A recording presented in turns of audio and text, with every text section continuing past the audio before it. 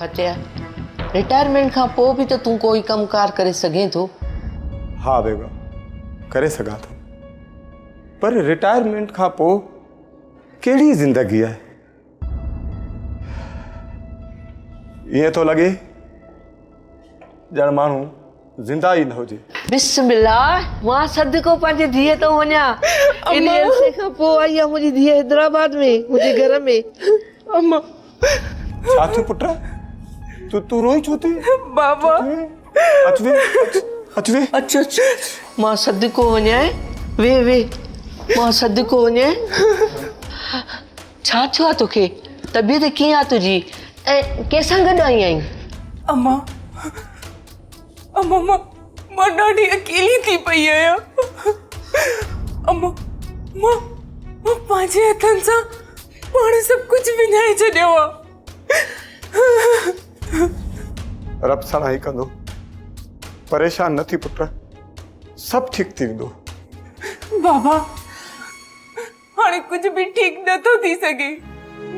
मां पाण पंहिंजे हथ सां सभु कुझु विञाए वेठी आहियां। मां सैफ खे छॾियो, मूं सैफ खे खेसि तकलीफ़ूं ॾिनियूं, तीअं ई जागीर मूंखे छॾियो, मूंखे तकलीफ़ूं ॾिनई। मां सैफ जी तज़लील करे हुनखे अस्पताल मां ॿाहिरि कढी छॾियो हुयो, ऐं साॻी तरह जहांगीर मूंखे ज़लील ऐं ख़्वार करे पंहिंजी ज़िंदगीअ मां कढी छॾियो। पुट, तोखे चयो आहे न, तू परेशान न थी, अञा बि वक़्तु नाहे वियो।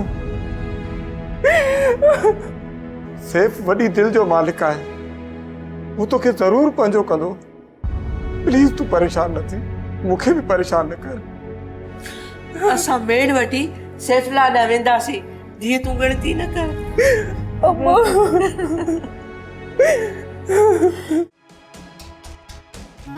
सही चवंदा आहिनि त माण्हू बीठो आहे त जबल आहे, ऐं जेकॾहिं किरे थो त पोइ मिटीअ जी लप ई न लहे। मूं मथां केस छा थियो आहे, माण्हू मुंहुं ई फेरे विया आहिनि। इन हाल में अची पहुतो आहियां, को अची पुछण जे लाइ तयार ई कोन्हे। माण्हुनि ईअं विसारे छॾियो आहे ॼण मां हुयुसि ई कोन।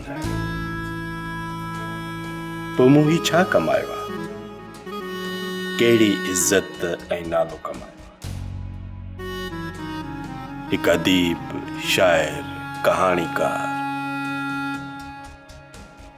सभु कुझु छा मिट्टी में मिली वियो?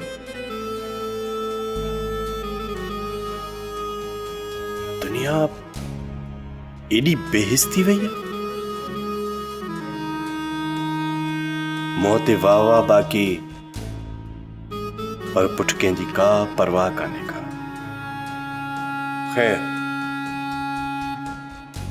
अब्दुल रहीम, तूं जंहिंसां चङायूं कयूं कंदो रह, बाक़ी हू ॼाणनि हुननि जो ईमान ॼाणे। तूं पंहिंजो मिशन जारी रख। ड्रामा सीरियल पाछन पोयां जा तमाम एपिसोड्स ॾिसो HD क्वालिटी में। विजिट करियो असांजो YouTube चैनल सिन TV HD ड्रामा। सब्सक्राइब कयो असांजो ऑफिशियल YouTube चैनल सिन TV HD ड्रामा। ऐं वधीक अपडेट लाइ बेल आइकन खे क्लिक करियो।